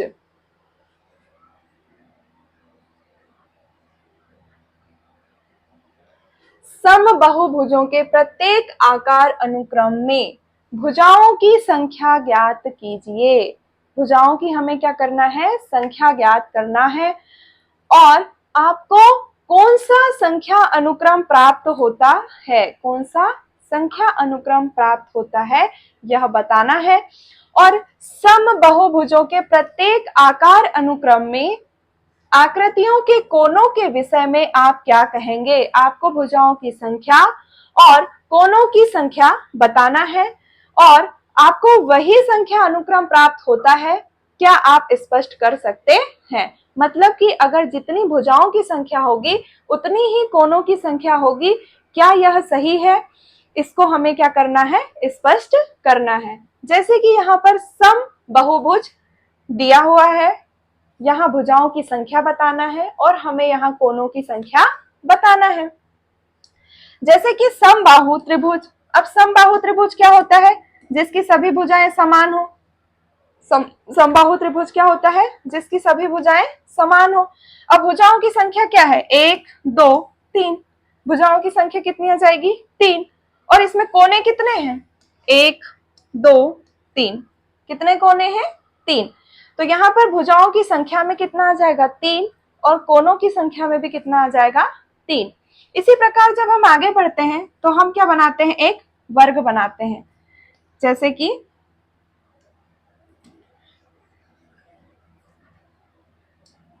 एक हमने वर्ग बनाया, दिखाई दे रहा है वर्ग जैसे, नहीं दिखाई दे रहा है, मिटाते हैं। ये हमने एक वर्ग बनाया। अब वर्ग में हमें भुजाओं की संख्या बताना है तो हम गिनते हैं 1 2 3 4, कितनी है, 4। अब कोनों की संख्या, 1 कोना 2 कोना 3 कोना 4 कोना, तो कोनों की भी संख्या कितनी आ रही है, 4 आ रही है। इस प्रकार सम पंचभुज बनाए हमने, सम पंचभुज बनाए तो हमारे पास भुजाओं की संख्या कितनी आई, 5, और कोनों की संख्या भी कितनी आई, 5 आई। इस प्रकार सम षटभुज बनाए तो सम षटभुज में भुजाओं की संख्या जैसे नाम से ही स्पष्ट है, षटभुज मतलब 6 भुजाओं वाला बहुभुज। क्या होता है, 6 भुजाओं वाला बहुभुज। तो भुजाएं कितनी हो जाएंगी, 6, और कोने कितने हो जाएंगे, 6। इस प्रकार सम सप्त त्रिभुज, सम सप्त त्रिभुज, त्रिभुज में कितनी भुजाएं हो जाएंगी, जैसे सप्त नाम से ही स्पष्ट है, सप्त मीन्स 7, तो भुजाओं की संख्या भी 7 हो जाएगी और कोनों की संख्या भी 7 हो जाएगी। इसी प्रकार सम अष्टभुज, जैसे कि नाम से ही अष्टभुज है, जैसे नाम से ही स्पष्ट है। अष्ट, अष्ट मीन्स क्या होता है? 8। तो भुजाओं की संख्या क्या हो जाएगी? 8, और कोनों की संख्या भी कितनी हो जाएगी? 8। तो इस प्रकार हमने प्रश्न नंबर 1 को अच्छे से समझा। अब इसमें क्या बोला गया है कि यहाँ 3 से प्रारंभ होकर गणन संख्याओं का अनुक्रम क्या होता है? प्राप्त होता है। यहाँ क्या सबसे पहली संख्या क्या होती है? 3, और फिर एक क्या होती है? 1 1 1 1 बढ़ते चले जाती है। और जब हमारे पास जो संख्याएं होती हैं वह गिनती के रूप में दी होती हैं या प्राकृत संख्याएं होती हैं, उसे हम क्या कहते हैं? गणन संख्याएं। तो क्या होती है? गणन संख्याओं का हमें क्या प्राप्त हो रहा है? एक अनुक्रम प्राप्त हो रहा है, और दोनों ही अनुक्रम समान है। भुजाओं की संख्या, कोनों की संख्या, देख रहे हैं आप, दोनों बराबर है, समान है। क्योंकि समबाहुभुज की भुजाओं की संख्या बहुभुज के कोनों की संख्या के क्या होती है? बराबर होती है। यहाँ संख्या अनुक्रम क्या होता है? प्राप्त होता है। समबाहुभुज में सभी भुजाओं और कोनों की संख्या समान होने के कारण क्या होता है? ऐसा होता है। ठीक है बच्चों, इतना आपको समझ में आ गया होगा। तो चलिए आगे चलते हैं हम प्रश्न क्रमांक 2 पर। प्रश्न क्रमांक 2 क्या बोला गया है, देखते हैं। प्रश्न क्रमांक 2 में बोला गया है, संपूर्ण आलेखों के प्रत्येक आकार अनुक्रम, संपूर्ण आलेखों के प्रत्येक आकार अनुक्रम रेखाओं की संख्याओं की गणना कीजिए। हमें क्या करना है? जो आलेख दिए हुए थे हमारे पास में, उसकी क्या करना है? रेखाओं की संख्या की हमें गणना करना है। रेखा मतलब कितनी उसमें रेखाएं थी, और इससे आपको कौन सा संख्या अनुक्रम प्राप्त होता है, यह हमें बताना है। क्या आप स्पष्ट कर सकते हैं कि ऐसा क्यों होता है? तो जी हाँ, बिल्कुल हम बता सकते हैं। जैसे कि संपूर्ण आलेख हमारे पास क्या था? K2। K2 मतलब सबसे पहले हमारे पास 2 बिंदु दिए हुए थे, 2 बिंदु थी, और यहाँ भुजा कितनी थी? 1 थी। मतलब रेखा कितनी थी? एक रेखा थी यहाँ पर। इसके बाद K3 में हमने क्या किया था? K3 में हमारे पास क्या था? 3 बिंदु थे, और रेखाओं की संख्या भी कितनी थी? 3 थी। फिर 4 में हमारे पास क्या आ गया था? जैसे हमारे पास 4 बिंदु थे, इस प्रकार की हमने आकृति बनाई थी, तो 4 बिंदु थे और भुजाएं कितनी थी? 6 थी। कितनी भुजाएं? 1 2 3 4 5 6, 6 भुजाएं। इसी प्रकार K5 में क्या थी? बिंदु 5 थे और भुजाएं कितनी थी? 10 थी। और K6 में बिंदु 6 थे और भुजाएं 15 थी, जैसा कि हमने ऊपर आपको बताया था।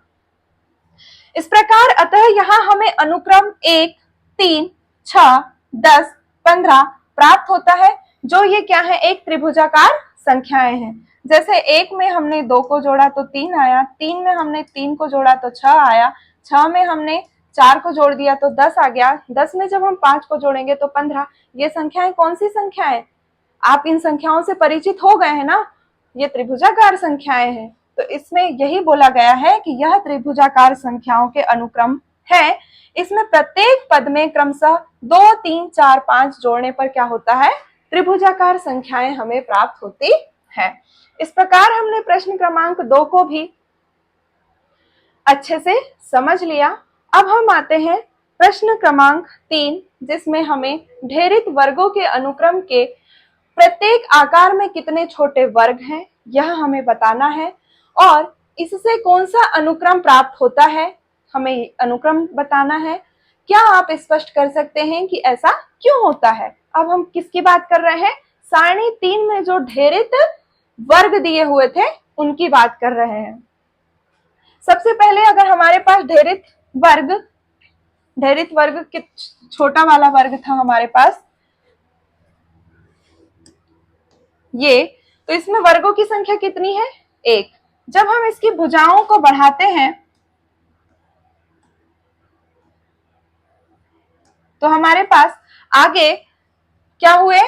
ढेरित वर्ग क्या हुए हमारे पास? 2 प्राप्त हुए,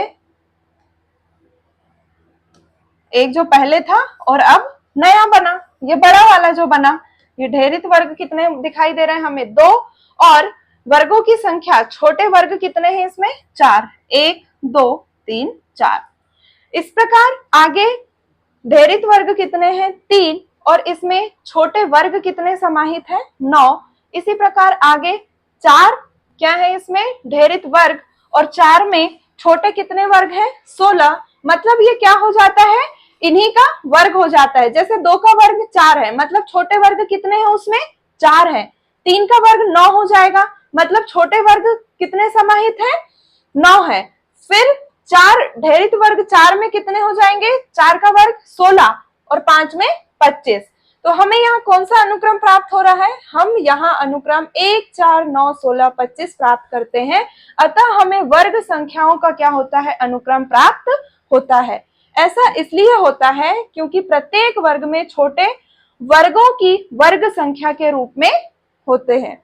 जैसे है ना छोटे वर्ग, जैसे प्रत्येक वर्ग, ये 2, इसमें क्या होते हैं? छोटे वर्ग, इनके वर्ग होते हैं। छोटे वर्ग क्या हो, छोटे वर्ग जो होते हैं वो इस संख्या का क्या होते हैं? वर्ग होते हैं। जैसे ये 3 का वर्ग 9, मतलब 3 ढेरित वर्ग में कितने छोटे वर्ग हैं? 9। कितने छोटे वर्ग हैं? 9। और 4 ढेरित वर्ग में कितने छोटे वर्ग हैं? 16। इसी प्रकार 5 ढेरित वर्ग में कितने छोटे वर्ग समाहित हैं? 25। तो इस प्रकार हमने प्रश्न क्रमांक 3 को समझा। अब हम आगे चलते हैं प्रश्न क्रमांक 4 पर। प्रश्न क्रमांक 4 क्या बोला गया है कि ढेरित त्रिभुजों के अनुक्रम के प्रत्येक आकार में, अब हमारे पास किसकी बात की गई है? ढेरित त्रिभुज की। ढेरित त्रिभुज के अनुक्रम के प्रत्येक आकार में कितने छोटे त्रिभुज हैं? इससे कौन सा संख्या अनुक्रम प्राप्त होता है? इससे कौन सा संख्या अनुक्रम प्राप्त होता है, हमें यह बताना है। और क्या आप स्पष्ट कर सकते हैं कि ऐसा क्यों होता है? तो चलिए अब हम स्पष्ट करते हैं कि ऐसा क्यों होता है और कौन सा अनुक्रम है, हम यह बताते हैं। जैसे यहाँ पर संकेत दिया हुआ है, अनुक्रम के प्रत्येक आकार में प्रत्येक पंक्ति में कितने त्रिभुज हैं। जैसे छोटे त्रिभुज की पंक्ति की संख्या कितनी हो जाएगी? 1। जैसे हमने छोटा त्रिभुज बनाए तो छोटा त्रिभुज, ये छोटे त्रिभुज की पंक्तियों की संख्या क्या हो जाएगी? 1। और छोटे त्रिभुज की कुल संख्या कितनी आ जाएगी? 1। अब हम क्या करेंगे? छोटे त्रिभुजों की पंक्तियों की संख्या। तो सबसे पहले हम क्या करेंगे? ये हमने छोटा त्रिभुज बनाया और इसमें जब हमने ये भुजाओं को बढ़ाया तो हमें कुछ इस प्रकार क्या हुआ? प्राप्त हुआ। क्या हुआ? पंक्तियों की संख्या। तो पंक्तियों की संख्या कितनी है? 2। कितनी है पंक्तियों की संख्या? 2। एक पंक्ति ये हो गई, दूसरी पंक्ति ये हो गई। और उसमें छोटे त्रिभुज कितने समाहित हैं? 1 2 3 4। तो इसी प्रकार यहाँ पर बताया गया है कि छोटे त्रिभुजों की पंक्ति की संख्या 1, तो उसमें कुल 1 त्रिभुज होगा, छोटा त्रिभुज। फिर पंक्ति कितनी होंगी? 2, तो छोटे त्रिभुज कितने होंगे? 4। पंक्तियां कितने होंगी? 3, तो इसी का वर्ग हो जाएगा। क्या हो जाएगा? वर्ग 9। मतलब 3 ढेरित त्रिभुज की पंक्तियों में क्या होगा? 9 छोटे त्रिभुज समाहित होंगे। इसके बाद 4 का वर्ग कितना हो जाएगा? 16। मतलब 4 छोटे त्रिभुजों की 4 पंक्तियों में क्या होंगे? 16 छोटे त्रिभुज बनेंगे। इसी प्रकार ये संख्याएं क्या होंगी? आगे बढ़ते चले जाएंगी। जैसे 5 का वर्ग 25, मतलब 5 पंक्तियों वाले त्रिभुज में क्या हो जाएगा? 25 त्रिभुज छोटे बनेंगे। इसी प्रकार 6 पंक्ति वाले त्रिभुजों में क्या होगा? 36 पंक्ति वाले त्रिभुज में क्या होगा? 36 छोटे त्रिभुज समाहित होंगे। ठीक है बच्चों, इस प्रकार हमने प्रश्न क्रमांक 4 को भी समझ लिया। आगे चलते हैं प्रश्न क्रमांक 5 पर। प्रश्न क्रमांक 5 क्या बोला गया है, तो देखते हैं कि प्रश्न क्रमांक 5 में क्या कहा गया है। प्रश्न क्रमांक 5 बोल रहा है कि कोंच हिमकण वाले अनुक्रम में, क्या बोल रहा है? कोच हिमकण वाले अनुक्रम में एक आकार से अगला आकार प्राप्त करने के लिए एक आकार से अगला आकार प्राप्त करने के लिए प्रत्येक रेखाखंड को एक गति भार स्पीड प्रत्येक रेखाखंड को एक गति भार किससे? स्पीड बम्प से। ऐसे हमने बताए थे ना आपको, जैसे ये एक त्रिभुज है, त्रिभुज को हम यहाँ पर इस प्रकार कुछ ऐसे बनाएंगे तो इसको स्पीड बम्प बोला जाता है। बम्प से प्रतिस्थापित करना पड़ता है। जैसे जैसे उसे अधिक से अधिक बार प्रयोग किया जाता है वैसे वैसे परिवर्तन अत्यधिक छोटे रेखाखंडों के साथ छोटे तथा और अधिक छोटे होते जाते हैं, जैसा कि हमने सारणी में देखा था। कोच हिमकण के प्रत्येक आकार में कुल कितने रेखाखंड हैं? इनके संगत अनुक्रम क्या है? अर्थात 3, 12, 48 अर्थात 4 की घात का 3 गुना इसका उत्तर है, यह अनुक्रम सारणी में नहीं है। अब इसका हम क्या करेंगे? हल करेंगे। जैसे कोच हिमकण, इसमें क्या होता है, पिछली वाली संख्या में जब हम 4 का गुणा करते हैं तो आगे क्या होती है, रेखाखंडों की संख्या आते जाती है। जैसे कोच हिमकण फर्स्ट, कोच हिमकण फर्स्ट में क्या होगा, जैसे हमने ये कोच हिमकण बनाया, कोच हिमकण फर्स्ट हमने बनाया तो इसमें क्या हो गया कि रेखाखंड 3 हो गए। कितने हो गए? 3। जैसा कि आपको दिखाई दे रहा है कितने रेखाखंड है? 1, 2, 3। अब कोच हिमकण सेकंड बनाया तो सेकंड में हम क्या करेंगे, इस प्रकार स्पीड बम्प बना देंगे। तो हमारे पास अब रेखाखंडों की संख्या कितनी हो गई? 12। गिनेंगे 1, 2, 3, 4, 5, 6, 7, 8, 9 और फिर 10, 11, 12। कितनी हो गई? 12। तो जब कोच हिमकण सेकंड था, मतलब जब हमने कोच हिमकण सेकंड बनाया तो उसमें रेखाखंडों की संख्या कितनी आ गई? 12। इसी प्रकार जब हम कोच हिमकण थर्ड बनाएंगे तो उसमें क्या आ जाएगी? 48। मतलब हमें अब इसमें क्या करना है? 4 का गुणा करना है, 4 का गुणा करना है। अभी हमने आपको ऊपर बताया था। उसी प्रकार फोर्थ में 192 आ जाएगी और फिफ्थ में 768 आ जाएगी। तो यहाँ पर क्या बोला गया है कि हम यहाँ अनुक्रम 3, 12, 48, 192, 768 क्या करते हैं? प्राप्त करते हैं। यहाँ प्रथम पद 3 है, इसके बाद अगला पद प्राप्त करने के लिए उसके पहले वाले पद को हम क्या करते हैं? 4 से गुणा करते हैं। ये तो हमने आपको बता ही दिया है। तो यहाँ नोट में क्या दिया हुआ है कि अगले कोच हिमकण के लिए उसके पूर्व के आकार के प्रत्येक रेखा के लिए 4 रेखा जोड़ देते हैं। आज के इस वीडियो में बस इतना ही, फिर मिलेंगे नेक्स्ट वीडियो के साथ। धन्यवाद।